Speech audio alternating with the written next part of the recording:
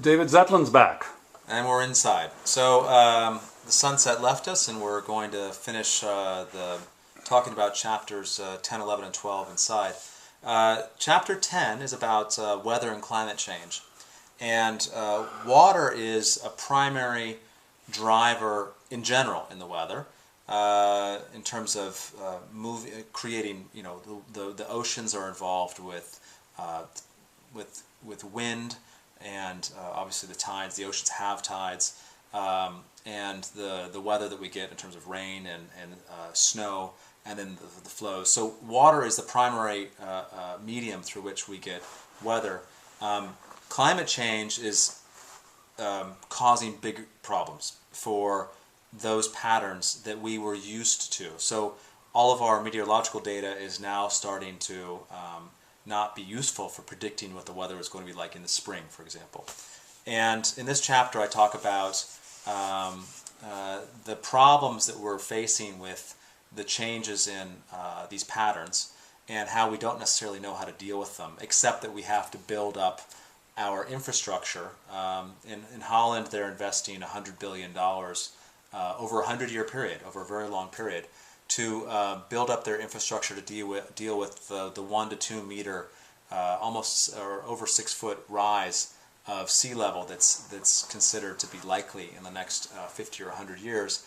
And as an example. So the other part of this chapter that I talk about is that communities can take local precautions for weather in general, as well as weather that's going to be made worse because of climate change.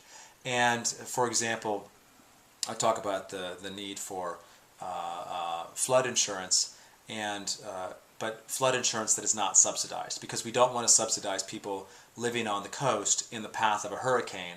We want those people to either not live there at all, or pay the full price of insurance to live there, because they're going to take the risk. It doesn't make sense that someone who is clever with where they live to pay a tax that subsidizes somebody who's not so clever to live on the coast. Very good.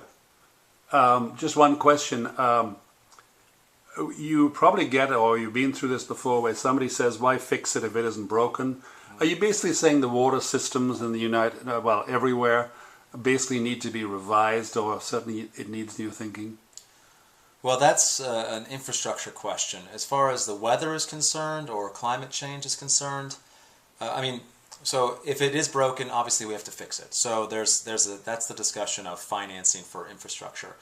If where weather and climate change are concerned, this is an example where we need to build a higher seawall, or we need to think about a bigger reservoir for floods, spring flood water, or get out of the way of the flood waters. So there's a lot of adaptations that have to happen to take into account the greater variability that's going to come with climate change. The stronger storms, the colder winters, the hotter summers, storm patterns existing in some places that do not usually go there because, for example, the jet stream has shifted position. So things like that mean that our existing infrastructure is broke as far as coping with current conditions. And this is the example of the Katrina storm, the hurricane that hit Katrina. Katrina was the hurricane that hit New Orleans. I can't talk. And that storm was not supposed to happen, but it did. So when that happened, the Dutch said, oh no, we better start preparing for the next one as far as we are concerned. So that's the kind of events that we will have to insure against.